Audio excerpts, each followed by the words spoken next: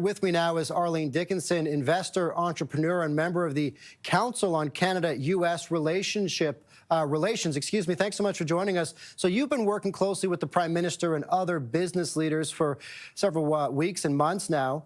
What was the initial reaction in those circles to how Canada fared coming out of yesterday's tariff announcement from the White House? I think, as you just heard the Premier say, there's gratitude that there's what appears to be a de-escalation and that there weren't incremental tariffs being placed on Canadians. But again, we don't know what's going to happen tomorrow. We don't know what's going to happen next. So there's a lot of trepidation about exactly how long this is going to last. How much of a consensus was there in the Council on Canada-U.S. Relations on how Canada is planning to hit back with auto tariffs of our own on American products?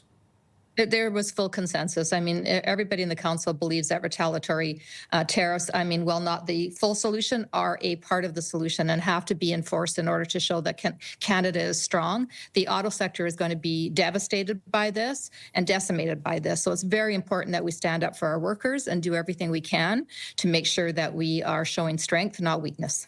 You were connected on the line listening as well to the BC Premier, reacting also to comments about breaking up our country. Your thoughts on that at this time where we are being forced to stand up to what was at one point our strongest and closest ally?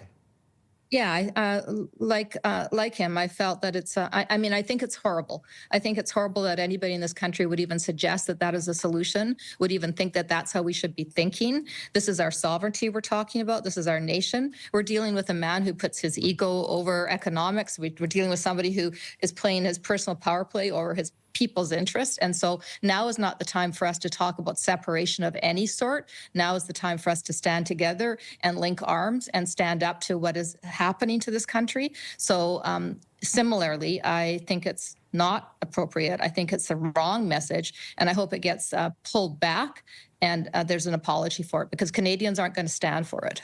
So there is the initial countermeasures of 25% tariffs on American autos.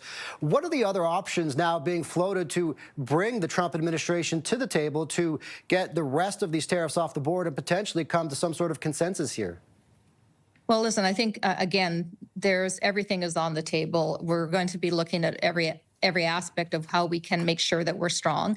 And it starts here at home. It starts with us building at home. It starts with us buying at home. It starts with us supporting and investing at home.